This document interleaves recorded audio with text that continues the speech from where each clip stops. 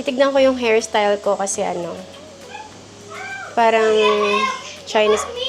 Alam ko maingay sa background kasi I have my kids playing in the dining.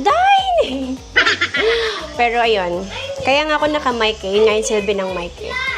So, today, we're gonna make a pizza with my special guests. Mamaya, andito sila, mga makukulit na bata. So, ang gagawin ko lang yung dough. And then, mamaya, tatawagin ko sila para ilagay namin yung filling. Sana naiintindihan yung sinasabi ko kahit sobrang ingay. So, ayun, mag-mise en place muna ako and I'll be right back.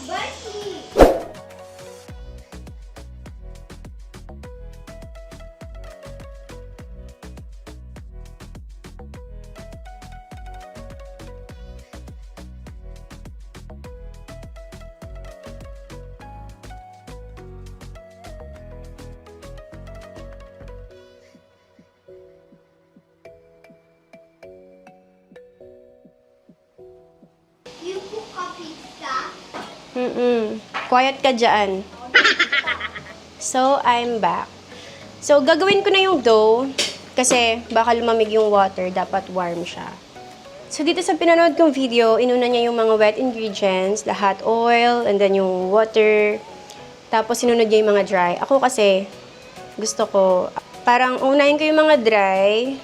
So, I have here the all-purpose flour, sugar, and yeast. Pero itong yeast, pwede mo na itong isabay sa warm milk mo or warm water mo. Tapos, gagawa ko ng bilog sa gitna. Doon ko ngayon ilalagay yung mga wet ko.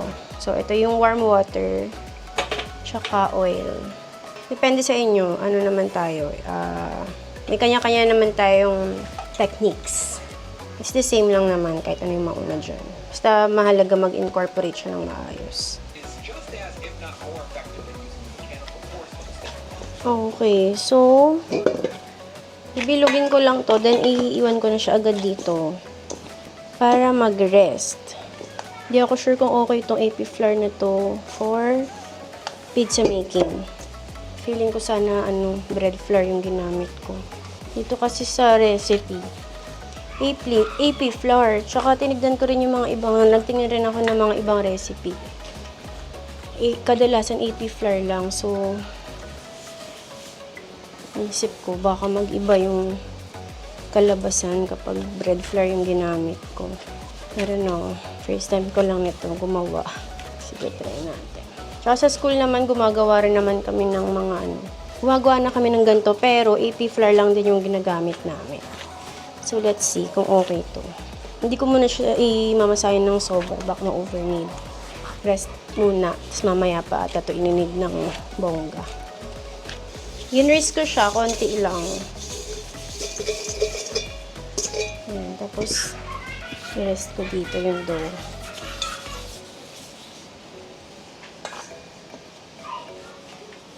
Tapos, iwan ko to muna rest muna natin to for 30 minutes. Takpan ko. Wala kasi yung ko dito, kitchen towel ko dito na ginagamit ko sa school. Maganda sana yung pantakip lang eh. Kailangan ko patuloy na itong So, ayan. Huwag masyadong tight. Tapos, I leave for 30 minutes. Narasan ko. So, habang nirest ko yung dough, mag-mise en place muna ako ng first spaghetti kasi wala lang, luto lang ako ng spaghetti for dinner pa namin mamaya. Habang nanonood ako nitong aking favorite series sa Netflix na yun. The Gardener. So, ang ganda ng story. Gusto ko kasi yung mga ganitong story, yung mga kung hindi documentary yung pinapanood ko, mga more on serial killers, ganun. Ganun yung mga trip ko. So, panoorin ko siya habang may samplas ako ng pang spaghetti.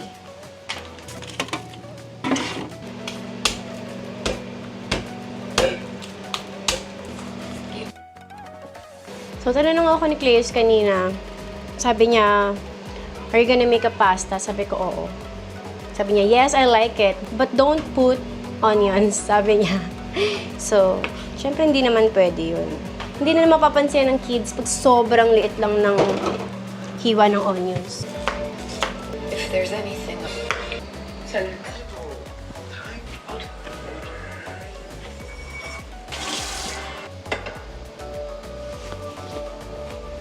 Hi guys! So, I'm back with my dough. More than 30 minutes to kasi na-busy ako magluto ng spaghetti. So, ang gagawin, i-stretch ko lang siya ng konti. Yun lang naman. Tapos, i-rest ko rin siya ulit eh. Siguro mga ano to, may 1 hour ata to na rest. Ayan o, ang ganda niya. So, ayan lang. Ganun daw ang gagawin, i-stretch. I-stretch siya na hanggang kaya niya, pero hindi to the point na magbe-break siya. Ayan. So, nakikita ba? Na-stretch naman siya ng maayos. Ayan. Okay. So, ibibilog lang din siya ulit. And then, i-rest ulit for 1 hour. Galing. Di na kailangan ng mga mixer sa mga ganitong recipe kasi bukod sa mas nakahalo siya ng maayos kapag gamit mo yung kamay mo, nakapag-exercise ka pa. So, ayan. Bilog ko lang ulit. And then, takpan lang ulit. Ito, pagbalik natin mamaya after 60 minutes, ikakat ko na to into 4. So, itong recipe na to, kayang gumawa ng 4 na dough. Pero, 4 na ano lang mga 6 or 7 inches. Ganun. Okay, so, press na natin ulit. So, guys, I'm back again with my dough. Nag-double na siya ng size niya. So, ang gagawin na natin dyan, i-divide ko na siya into 4. Ito yung dough natin, guys. Okay, so, titimbangin ko siya. 1,140 grams siya all in all. So, kung i-divide natin sa 4, tig 285 grams each. 185.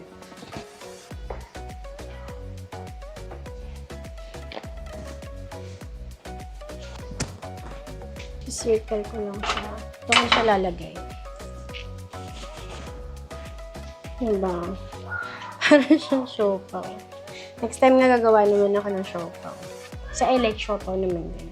7-Eleven, yun lang binibili ko eh. Ay, hindi naman. Nabili rin ako ng hotdog nila doon. 180. Wow. Sinakto. How about this? Para maliit yung ano ko. Tray. Nabali. Pag i-rest lang naman siya eh. Tatakpan ko lang yun din ulit. Hahanapin ko nga yung towel ko dyan na yung ginamit ko sa school dati.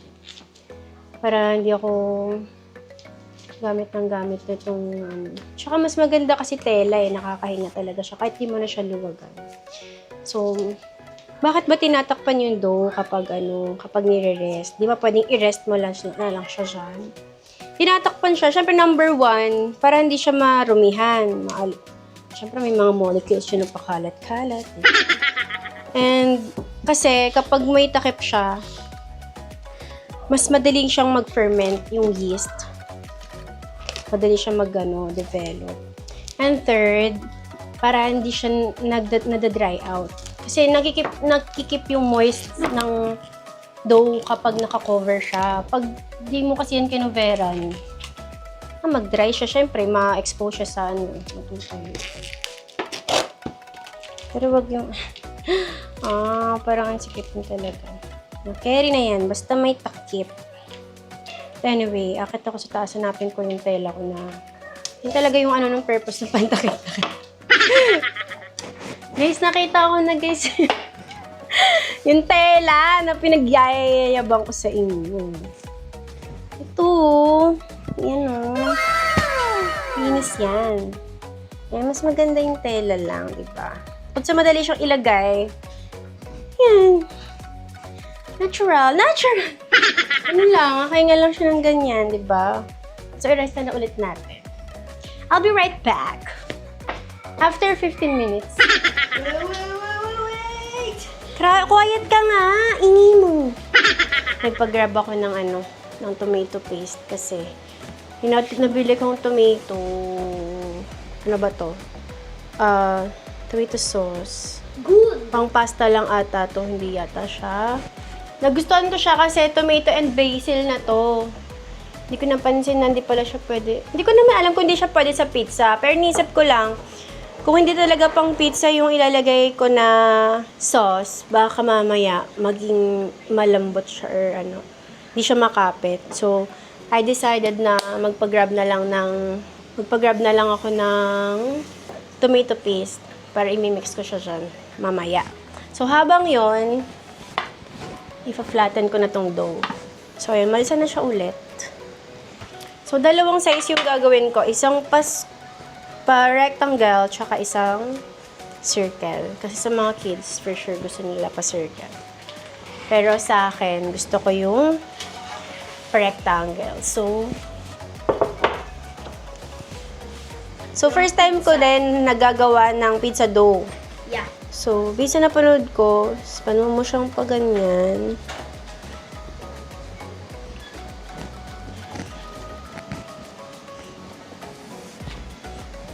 And then,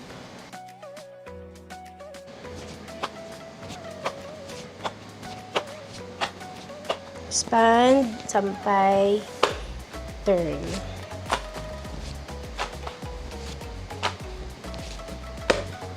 Hindi ako expert sa pag-roll nitong pizza. Kasi, hindi American cuisine yung pinag-OJT-han ko. Kaya hindi ako masyado magaling sa pag ganito. Pero, pag-roll mo ko ng sushi, kahit nakapikit. Diba, Chef Kim? Siya rin. Kasi sa, Japanese restaurant ako nag-OJT. Kaya mas kabisado ko yung mga, Asian dishes. I think this is good na. So, ito yung ham niya. Sorry makalat kasi mag-aano pa ulit ako ng dough dyan. So, ito yung ham niya. I-slice ko lang to na into square size. Pero minsan in-order ni Cleus yung 4 cheese. Mahilig siya sa cheese din. Tapos sa akin, bacon ang ilalagay ko. Gawin mo muna doon sa lamesa. Lodi, do not. Do not? Don't. Oh, naka-apron na siya. Hello guys, ito ka dito. Hello guys. Ayan, naka-apron na siya. Ready na siya gumawa. Ikaw, suotin mo yung sa'yo, ayun oh. Mami, asan tayo po? Maya pa yun, maya pa. Mami, load ako sa'yo. Mami. What?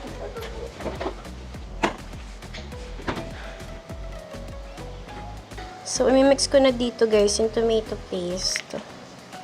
Tsaka yung tomato sauce na binili ko kahapon. Tomato and basil yung flavor niya. Eh sabi ko para hindi ko na kailangan lagyan ng basil. Ito siya guys. Not sponsored ah.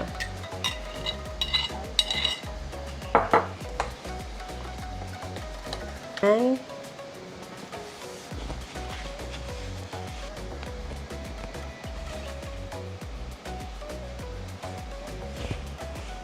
ham.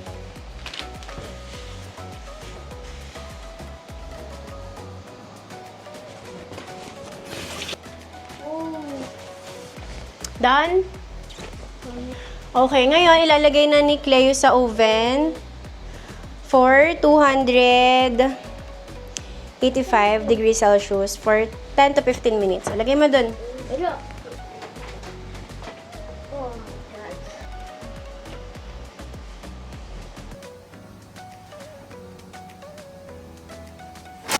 Okay, so ngayon, tatapusin ko, ako naman yung gagawa ng flavor ko. So, yung sa akin, gagawin ko siyang pa-rectangle shape. Kasi, kahit pag umorder naman ako ng pizza, pinapaano ko siya. yung square cut.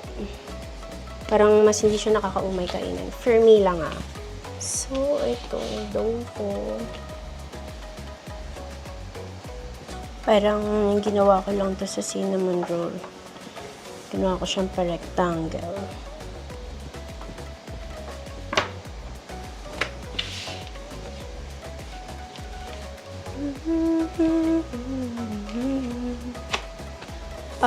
Gagawa ko ng Hawaiian. So, parang bacon, tapos yung parang ham ni Cleus, then pineapple, onions, and bell pepper. Yun yung gagawin ko for me.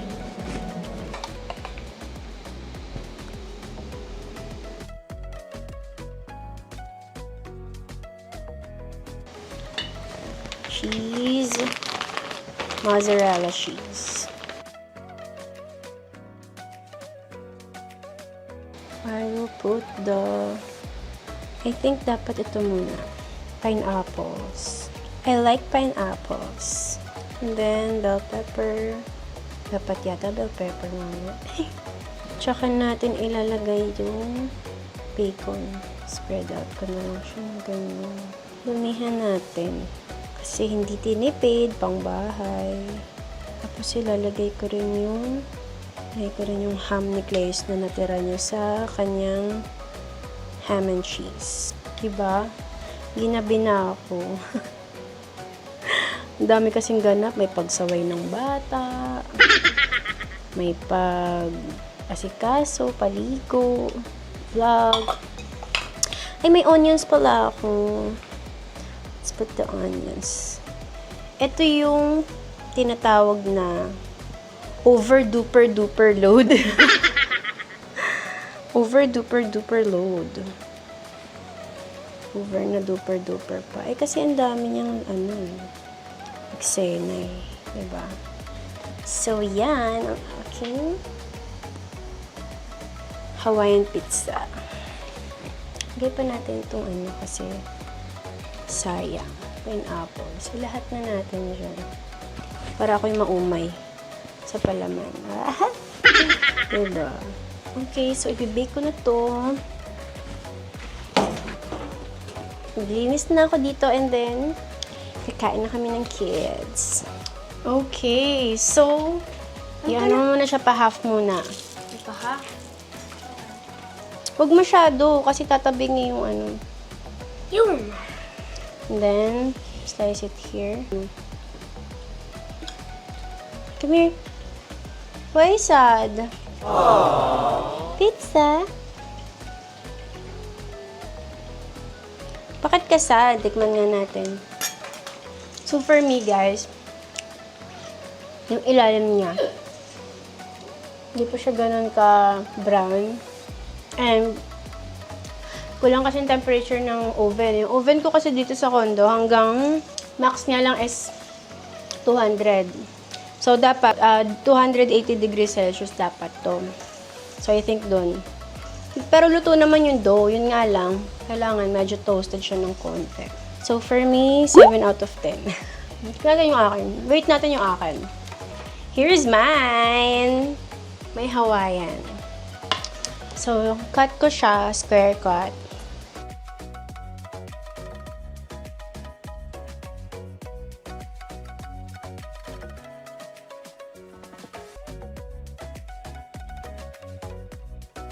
Okay, so let's eat. I'm gonna try mine.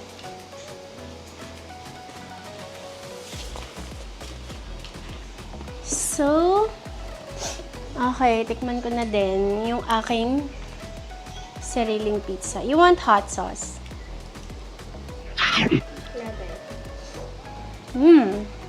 Ang sarap ng akin. Kasi mahilig ako sa gulay. Ang dami niyang gulay. Sriracha. Srirachan ko nito after. Sorry. So, oh my God. Gat mo yung royal, be?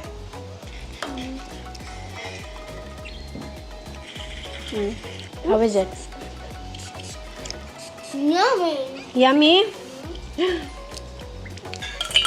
Sorry, Mom. eh. Diba? I'm so proud naman with my pizza. Weh, nisigaw ko na nga eh. Sumisigaw ako ng... Why?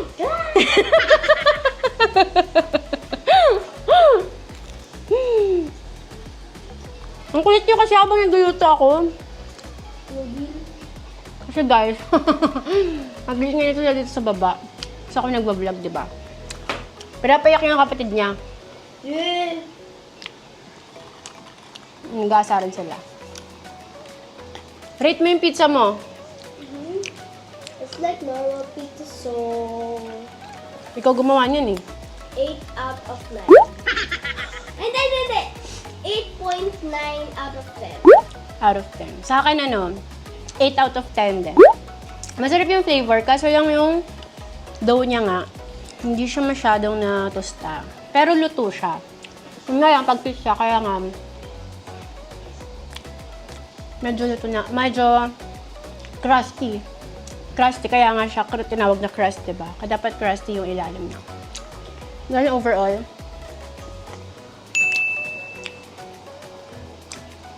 Good siya for me.